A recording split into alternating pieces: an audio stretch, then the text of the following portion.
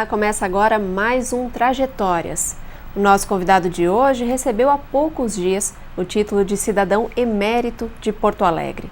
Zulmir Breda é contador e atualmente é vice-presidente do Conselho Federal de Contabilidade. Zulmir, bem-vindo, obrigada pela presença aqui no programa Trajetórias. Obrigado a você. Como é que foi, alguns dias agora após a cerimônia, como é que o senhor se sente? O que significa esse prêmio, esse título para o senhor?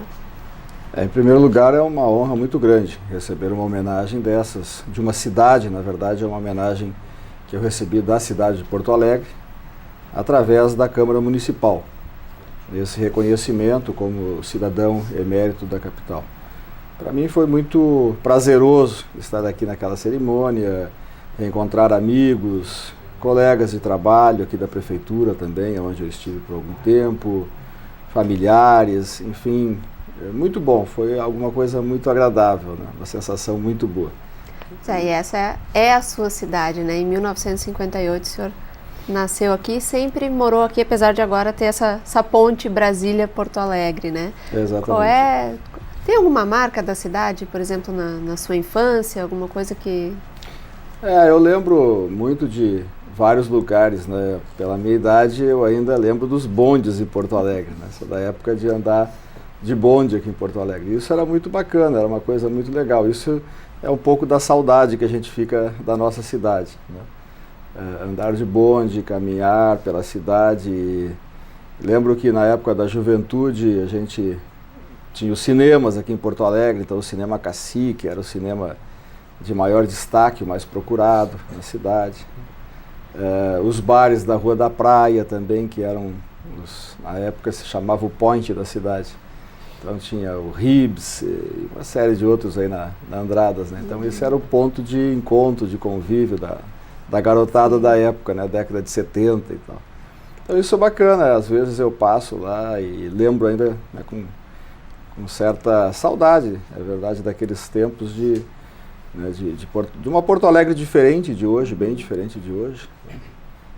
A gente sempre acha diferente, na verdade, quem é dessa geração também mais adiante vai também ter essa mesma percepção, mas é uma cidade romântica, eu diria assim, uma cidade acolhedora, uma cidade bacana de se morar, e eu gosto muito de Porto Alegre por isso. Lembro também desde o meu primeiro trabalho também, o trajeto que eu fazia para chegar até esse trabalho e durante o dia. Só para a gente esclarecer, qual foi o seu primeiro emprego? Emprego formal, assim como a gente diz, com carteira assinada, tá? Eu trabalhei na União de Ferro Sociedade Anônima, que era uma empresa de ferragem e maquinária industrial que existia ali na Voluntários da Pátria, perto da Praça Rui Barbosa.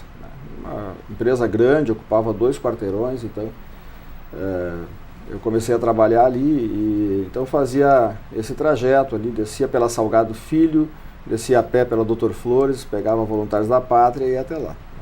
Ao meio-dia, às vezes eu subia, vinha até a Doutor Flores novamente, onde tem até hoje, eu acho que ainda existe ali um restaurante do Sesc. A gente vinha almoçar ali com colegas de trabalho e tal, então fazia aquele trajeto. Descia ainda ao meio-dia, assistia programação da TV, nas TVs das vitrines das lojas ali, resultado de jogos e tal, e depois voltava para o trabalho. Nessa convivência toda com a juventude, com a cidade, como é que o senhor descobriu a contabilidade? Como é que se descobriu o futuro contabilista? Então, isso é uma história até um pouco interessante, porque como eu trabalhava nessa empresa, eu tinha 14 anos, eu comecei a gostar muito do que eu fazia lá. Eu lidava com vários produtos, eu vendia produtos, eu era vendedor da empresa, lá da loja. Inclusive nós tínhamos lá setor de máquinas industriais, máquinas essas para indústria pesada, tornos, fresadoras, tupias. E eu comecei a conhecer esse mundo todo desse tipo de material e comecei a gostar muito disso. E naquela época eu já tinha decidido, olha, eu vou fazer mecânica e vou ser engenheiro mecânico, porque é o que a gente precisaria fazer. Trabalhando naquele ramo, né? Então eu procurei, eu disse, bom, eu tenho que procurar uma escola técnica nessa área, procurei o Parobé, que era e é uma escola conceituada, uma escola pública conceituada nessa área. Fui procurar para fazer a matrícula. Quando eu cheguei no Parobé para fazer a matrícula, já havia encerrado, eu perdi o prazo das inscrições naquele ano, para fazer o curso de mecânica no Parobé, que era o 2º grau então. E eu pensei, disse, poxa, mas eu não vou ficar um ano parado agora sem estudar, esperando até o próximo ano para poder conseguir aqui. Aí havia ali em frente ao Parobé a Associação Cristã de Moços, né? E tinham me indicado, olha, uma escola muito boa, uma escola técnica muito boa, quem sabe você vai lá e procura para ver quais as possibilidades que eles têm. Fui lá na ACM e eles tinham então na época o curso de Contabilidade ou de Administração. Eu me interessei pela contabilidade, procurei e me inscrevi no curso de Contabilidade. Pensei comigo, vou fazer um ano desse curso, tem algumas noções básicas e no ano seguinte então eu voltarei aqui ao Parobé para me inscrever em mecânica, né? Bom, não voltei mais. Naquela idade, com 15 anos, você forma uma turma dentro da escola, começa a conhecer os amigos, gosta do curso, dos colegas e tudo mais. As coisas mudam, né? Ali mesmo eu já recebi um convite de um colega da minha turma para trabalhar numa outra empresa que ele trabalhava, que era uma indústria de óleos lubrificantes, e aí já era para trabalhar na área financeira também. Eu aceitei o convite, fui trabalhar com ele nessa empresa, então eu saí na época da União de Ferros, fui trabalhar com ele, e aí comecei a trabalhar na área financeira. Bom, então aí já o curso de contábeis ajudava e seria muito mais compatível com a atividade que eu estava exercendo. Então, isso quer dizer que com 15 ou 16 anos a gente não sabe nada da vida, as escolhas mudam do dia para a noite. Aquilo que você acha que gosta hoje já não gosta mais amanhã, ou não deixa de gostar e gosta de outra coisa diferente, né? Então foi essa mudança. Vai construindo a personalidade, né? Vai construindo a personalidade. Aí eu fiz o curso de Contabilidade, terminei. Quando eu terminei, eu já estava mais, digamos assim, familiarizado com a profissão e com a atividade que eu exercia. Gostava, uma atividade também bem interessante. Nessa empresa onde eu trabalhava, que chamava Líder Oil do Brasil, Indústria e Comércio de Lubrificantes Limitada. Aí a decisão foi quase que automática, disse, vou seguir nessa carreira. Fiz vestibular para a PUC na época e entrei em 1977, entrei para a PUC para fazer ciências contábeis, né? Durante a graduação na PUC, o senhor continuou trabalhando? Sim, continuei trabalhando lá. Aí, continuei nessa empresa, exatamente. Fiquei nessa empresa, acho que 4 ou 5 anos, até me formar, em 1980. Né? Quando eu me formei, aí sim, já com o meu diploma e o registro, eu fiz um concurso na época para o Conselho Regional de Contabilidade. O Conselho Regional abriu um concurso na época, eu não conhecia muito bem o Conselho ainda também na época, recém começando na profissão. Prestei esse concurso para fiscal do Conselho, na época a remuneração era melhor, era mais atrativa. Eu vi também que tinha mais oportunidades de trabalho e fiz esse concurso, passei e comecei a trabalhar em meados de 1981. Comecei a trabalhar como fiscal do Conselho Regional de Contabilidade. E começou a sua relação também com essa atividade mais de classe, digamos assim. Exatamente. Eu acho que foi ali o elo que eu comecei a ter com a entidade de classe. Aí comecei a conhecer também colegas de profissão, colegas de prestígio na profissão na época, professores renomados, profissionais de sucesso na profissão. E eu comecei a perceber, puxa, mas isso é interessante, é uma profissão que também dá essa condição de você ter prestígio, de ter uma boa remuneração, de ter um padrão de vida razoável, né? Então por que eu não posso continuar aqui também, né? E o Conselho, ele reúne exatamente esse perfil de profissionais. Quem vai ocupar um posto lá dentro do Conselho, como conselheiro ou vice-presidente, são as pessoas que têm mais destaque dentro da profissão, que têm mais história, trajetória. Alguns, inclusive, foram meus professores na época na PUC lá. E esse relacionamento, então, favoreceu que eu começasse a gostar das entidades. Acho que ali foi o primeiro algum passo. Posicionamento, porque hoje o Conselho é muito atuante, até inclusive em questões de regulamentação da profissão e tudo mais. Tem alguma posição que o senhor tem hoje que já tinha naquela época? Mudou muito, eu diria assim, porque quando eu ingressei no Conselho em 1981, e lá se vão 34 anos, o Conselho tinha uma atuação muito mais limitada, mais restrita. Basicamente ele era um órgão de fiscalização. Fazer o registro e fiscalização, né? Essas eram as atribuições do Conselho e eu aprendi e trabalhei lá dentro com essa filosofia, com essa orientação.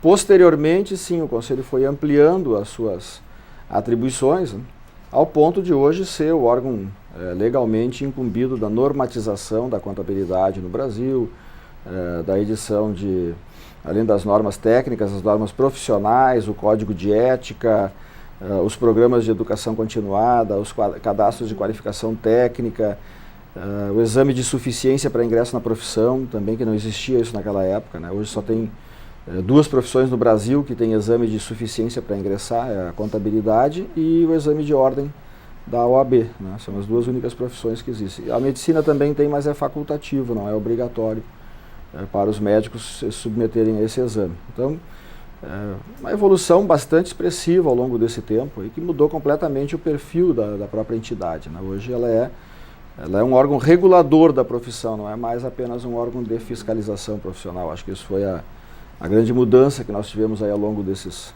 30 anos. Né? A profissão em si mudou bastante, né? O senhor até já deu várias declarações no sentido de que a profissão passou a não ser mais só um conjunto, um agregador de informações para receita e tudo mais, mas sim um instrumento de gestão mesmo para uma empresa, né? É verdade, Poliana. Eu acho que essa mudança do perfil do profissional ajudou muito também na própria visibilidade da profissão. Eu me lembro também quando ingressei, lá na década de 80, década de 70, o profissional da contabilidade ainda era muito visto na relação com o fisco. A atividade principal dele parece que era exatamente essa de atender às exigências do fisco, seja ele municipal, estadual ou federal. E isso mudou muito nesse tempo todo, porque as empresas começaram a perceber também que a contabilidade tem que oferecer outros produtos, né, outras informações úteis para o gerenciamento do negócio e não simplesmente para atendimento ao fisco. O atendimento ao fisco é importante, mas ele é uma atividade acessória. Por isso que a própria administração tributária chama de obrigações acessórias que a empresa tem que contribuir, dentre as quais uma delas é declarar os tributos que ela deve, né? Então são obrigações acessórias e é assim que elas têm que ser vistas dentro da empresa e não como o principal da empresa, né? Então essa mudança de perfil é que fez com que houvesse esse reconhecimento, eu diria assim, da sociedade em relação ao trabalho do profissional. Mais recentemente, agora nos últimos anos, de 2007 para cá, um outro processo também que contribuiu muito para isso foi o processo da convergência do padrão brasileiro de contabilidade ao padrão internacional, né? Nós chamamos aí de convergência. Essa convergência começou com as empresas de grande porte, foi uma decisão do governo brasileiro, aí não foi uma decisão só da classe contábil, claro que a classe contábil apoiou todo esse processo, mas foi uma decisão do governo brasileiro de fazer isso para que as empresas brasileiras tivessem uma melhor competitividade com as estrangeiras. Até no sentido de elas poderem investir lá fora e captar investimento lá fora. E nós tínhamos um padrão contábil que era diferente do padrão internacional. Então, cada vez que uma empresa brasileira precisava, por exemplo, buscar a captação de recursos no mercado exterior, tinha que produzir demonstrações contábeis naquele padrão. No caso, por exemplo, padrão americano, se ela quisesse captar em bolsas de valores lá dos Estados Unidos. Isso dificultava muito para as empresas, né? Fazer dois balanços em padrões diferentes. Hoje não, hoje o Brasil já está com um padrão internacional de contabilidade. Então isso também colocou a contabilidade em evidência nesses últimos anos, de 2007. Esse processo começou, na verdade, em 2005, se encerrou em 2010. Já a partir de 2010 as empresas brasileiras, todas, pelo menos as de capital aberto, as de grande porte, já adotaram esse padrão contábil, então hoje nós falamos a linguagem internacional. Isso foi um processo bastante difícil para nós, mas muito rápido comparado com outros países que a gente tem notícia que fizeram essa convergência aos padrões internacionais. Hoje tem mais de 110 no mundo que usam. Paralelo a isso, teve também um processo de cada vez mais integração da tecnologia na profissão, né? É verdade, isso até facilitou para nós muito o trabalho, porque a contabilidade ainda tinha um processo burocrático muito manualizado ao longo do tempo. Com a introdução das ferramentas de tecnologia, da informática, nós conseguimos rapidamente incorporar elas na profissão e fazer com que elas fossem nossas aliadas. Então, hoje praticamente tudo é feito em termos informatizados, né? Até essa é uma realidade bem interessante até de se perceber. No passado, eu lembro quando ingressei na profissão, a gente visitava, por exemplo, os escritórios de contabilidade, né, os tradicionais escritórios, são quase 50 mil em todo o Brasil, e o que se via eram pilhas e pilhas de documentos, de livros, de papéis dentro dos escritórios, tinha que ter salas para arquivar aquele material todo, então se gastava muita energia com todo aquele processo de armazenamento de documentos. Hoje a gente vai num escritório de contabilidade, a realidade é completamente diferente, não existe mais papel nenhum, não se vê papel em cima das mesas, não se vê muito papel arquivado, claro, alguma coisa ainda existe, né, mas eu diria assim, 90% dos papéis desapareceram. se trabalha exclusivamente com dados virtuais, eletrônicos, e acho que isso também foi um grande avanço da profissão. Aliás, eu diria que talvez tenha sido uma das profissões que mais incorporou o uso das ferramentas tecnológicas. Tanto é que agora o próprio fisco está fazendo isso, né, e está também utilizando essas ferramentas. Então a nossa relação com o fisco hoje está sendo muito facilitada, porque a profissão já está habituada a lidar com essas ferramentas. Mas de forma geral, a relação no poder público, digamos assim, ela é diferente do poder privado. E após a sua graduação, o senhor fez uma especialização em contabilidade, auditoria e finanças governamentais. Era uma preocupação? As finanças públicas já era uma preocupação na sua carreira? Sem dúvida, porque aí depois a outra etapa que eu tive, depois de trabalhar lá no Conselho por aproximadamente 5 anos, eu prestei concurso para a Secretaria Estadual da Fazenda. Então eu fui trabalhar na área pública, o Conselho também é da área pública federal, no caso o Conselho é uma autarquia federal. Eu vim trabalhar no Estado, aqui na Secretaria da Fazenda, na Contadoria e Auditoria Geral do Estado. Então ali o nosso enfoque era mais a questão do controle interno, né, auditoria das contas públicas. Então a necessidade de fazer uma especialização nessa área decorreu desse ponto. E porque também o setor público estava passando por um processo também de aprimoramento. Depois da Constituição de 88 houve um fortalecimento muito importante dos organismos de controle, tanto internos quanto externos. E nós tivemos então que buscar também esse aperfeiçoamento nessa área técnica especializada, que é a área onde eu trabalhei nos últimos 30 anos, digamos assim, né, vinculados à fazenda. O senhor teve também uma participação no governo municipal, né? Sim, eu tive no governo estadual também uma participação, ainda na época do governador Antônio Brito, e depois agora mais recentemente, em 2005, na gestão do prefeito Fogaça, aqui na Prefeitura de Porto Alegre, né. Trabalhei na Secretaria Municipal da Fazenda como secretário adjunto, né, juntamente com o secretário Cristiano Tatti.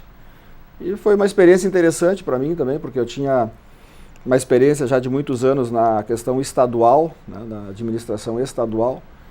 Mas a administração estadual a gente tem uma visão um pouco diferente das coisas, porque ela fica um pouco mais distante da população. A gente não tem contato com a população na administração do governo estadual. Já no governo municipal isso é muito direto, né? A população está em contato quase que diariamente. Isso também muda então a percepção que a gente tem de qual é a função específica do poder público, como é que ele deve interagir com a sociedade e tudo mais. Foi uma experiência muito boa. Nós encontramos na época a prefeitura numa situação bastante delicada financeiramente, né, com déficits orçamentários já em 3 exercícios, já sem capacidade de obter crédito, estava, né, com o crédito encerrado, como a gente diz na praça, não podia tomar empréstimos nem para investimentos, nem para nada. Então foi um trabalho que nós fizemos lá de recuperar as finanças do município, poder restabelecer a capacidade de financiamento dela, até porque sabíamos que nós tínhamos obras importantes que a cidade necessitava e que dependeriam de financiamento, sem dúvida alguma. Não havia como executar esses orçamentos, esses investimentos com os recursos próprios do município sem obter financiamentos. Então isso foi a primeira providência que na época o prefeito pediu, é que nós tentássemos já trabalhar pela regularização dessa situação para que a cidade pudesse voltar de novo a obter crédito, obter financiamentos. E de fato se conseguiu isso, tanto é que hoje as próprias obras da Copa do Mundo, a maioria delas estão sendo realizadas com recursos próprios e financiados. Pessoalmente, como foi essa experiência no setor público para o senhor? O senhor falou que teve esse impacto, né, de lidar com as pessoas, mas mudou a sua visão profissional em algum sentido? Ela sempre muda, porque quando você tem uma visão, por exemplo, de controlador, como eu tive no começo da minha carreira, como fiscal no Conselho, ou como auditor dentro da Secretaria da Fazenda, onde você vai fazer a análise das contas dos gestores, você tem uma visão. Quando você muda de lado, você passa a ser o gestor e tem que responder pelos atos da administração e tem que dar soluções para os problemas que o órgão ou a administração tem, a sua visão muda bastante. Porque você passa a ter uma necessidade de uma flexibilidade maior. As coisas não são tão, digamos assim, talvez não encontre a palavra correta agora para dizer, mas do ponto de vista do controlador você tem uma visão muito legalista, eu diria assim. Já como administrador, você percebe que nem tudo é tão legal assim, do ponto de vista que você não tenha nenhuma flexibilidade para resolver um problema aqui ou lá. Então essa é a mudança que tem. Aí entra a política, né? Claro que ela tem a possibilidade de ser praticada com um propósito bom, correto, transparente, como também não, né? Então é um caminho que você escolhe, isso depende da sua questão ética e moral. Mas de fato a gente percebe que, como se diz no popular, nem tudo pode ser levado à ponta de faca, né? Então tem que haver essa flexibilidade também de quem faz o exame das contas públicas, de quem faz o controle, de quem faz a auditoria, porque senão você engessa a administração, né? Pois é, justamente nos últimos anos essa relação entre população e governos nas 3 esferas está em ebulição, né? E o Brasil passa agora por uma crise econômica. Qual o senhor acha que deve ser o papel, falávamos disso também, né? O papel da contabilidade, das secretarias, dos ministérios da Fazenda, num momento como esse? Eu começaria até dizendo qual é o papel do governo nisso, né? Os filósofos costumam dizer que o papel dos governos, dos dirigentes máximos de um governo, de um país, de um estado, acima de tudo, antes de dar solução aos problemas do dia a dia, eles têm que dar o exemplo moral e ético da conduta da sua gestão. Esse é o objetivo principal que se requer de um administrador. O segundo passo importante é ele, dentro desses padrões morais e éticos que ele deve passar para a população, de seriedade, de credibilidade, é a busca da solução dos problemas da população. Então esse é o segundo passo. Nesse segundo passo, as secretarias de Fazenda, elas têm um papel importante que é o de conseguir os recursos para fazer isso. Então cabe à Secretaria da Fazenda prover os recursos da Prefeitura, do Estado ou do país, através da política tributária, da arrecadação dos impostos. Então esse é o papel fundamental da Secretaria da Fazenda. Mais modernamente, as Secretarias de Fazenda elas não têm se preocupado só com a receita, elas têm se preocupado também com o controle do gasto. Porque não adianta você fazer um esforço gigantesco de arrecadar, montar uma máquina arrecadatória eficientíssima, como nós temos hoje no Brasil, né? Tomando, por exemplo, a Receita Federal, ela é uma estrutura de arrecadação muito eficiente, moderna, cujos padrões são inclusive copiados por outros países. Se do outro lado você tem uma torneira aberta constantemente, o problema que o Brasil tem hoje, na questão do seu equilíbrio fiscal, como está se discutindo, é exatamente isso. Nós cobramos a arrecadação, agora o governo quer instituir mais um tributo, a CPMF, mas e o outro lado do gasto público, como é que está? A gente está fechando a torneira daquele lado? Não. A gente dá um quarto de volta na torneira, quando deveria dar 5 voltas nela para fechar, e aí busca mais arrecadação para controlar isso.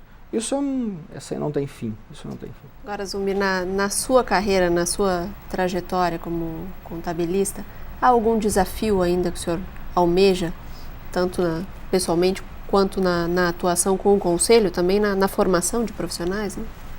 Eu creio que sim, eu acho que no âmbito da profissão contábil, eu diria assim, nós temos avanços sim a buscar, né? Eu acho que temos avanços a buscar. Essa questão, por exemplo, que se luta muito até da própria desvinculação da questão contábil e fiscal, né? Nós precisamos, por exemplo, que o fisco efetivamente reconheça a contabilidade como uma fonte de informações para todos os elementos que eles precisam de administração tributária. Isso ainda não acontece hoje, né? Agora, nesse momento da convergência da contabilidade aos padrões internacionais, a própria Receita Federal ela teve uma certa resistência no começo de aceitar esse padrão como sendo base para cálculo de tributos. E aí criou o conhecido Regime Tributário de Transição, RTT. Ou seja, ela toma as informações contábeis, mas ela pede que se ajustem várias questões para depois se calcular tributos. Isso não é bom no país, isso não é bom. Então deveria haver um casamento, as informações contábeis deveriam ser base para tudo. Para cálculo de dividendos, participação de empregados, fornecedores, enfim, para todo mundo deveria servir a utilidade, em suma, das informações contidas nas demonstrações contábeis. E o fisco também deveria fazer isso. Então acho que isso ainda a gente tem que avançar. E do outro ponto de vista é do próprio empresário, digamos assim, ou do usuário das demonstrações contábeis, da contabilidade como um todo, é ele ter essa percepção maior de que aquilo é efetivamente uma ferramenta de gestão. O Brasil hoje tem mais de 95% das suas empresas são micro e pequenas empresas, né? 5% só são médias e grandes. Essas 95 micro e pequenas empresas, elas têm muitas dificuldades ainda de ter controle, gerenciais, planejamento e tudo mais.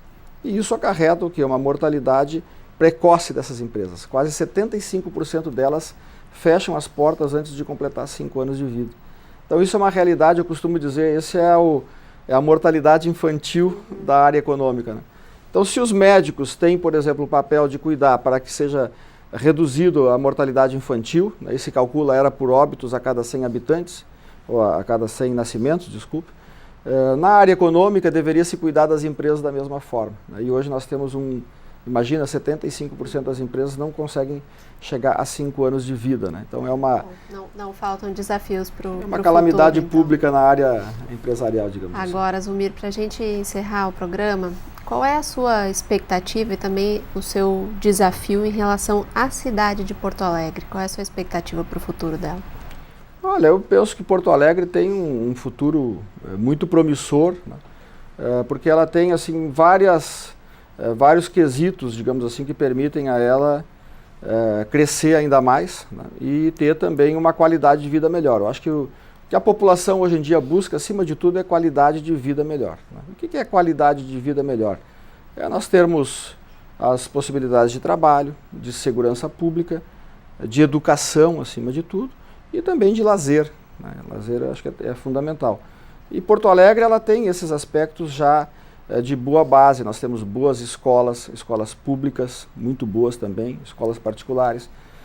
Temos uma rede de saúde das melhores do Brasil. A rede hospitalar de Porto Alegre é das melhores do Brasil, tanto é que não é só do interior do estado que a gente recebe população para atendimento aqui, vem de outros estados.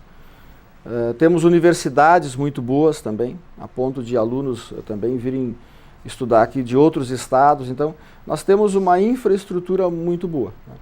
Acho que o problema que nós temos hoje mais preocupante, eu diria assim, e que não é um problema local, é um problema nacional, é a questão da segurança pública, né? Que na verdade até não é uma atribuição do município, mas o município sofre essa consequência. Para esses desafios, o senhor planeja uma atuação no Conselho dos Cidadãos Honorários Eméritos da cidade?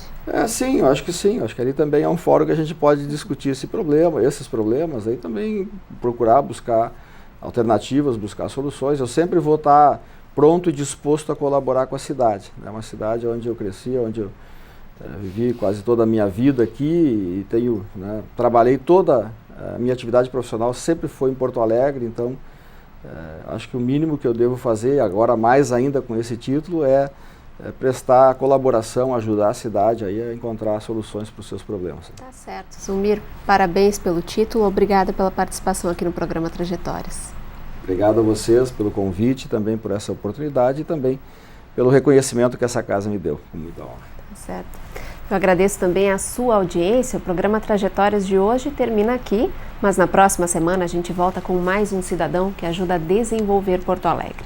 Até lá!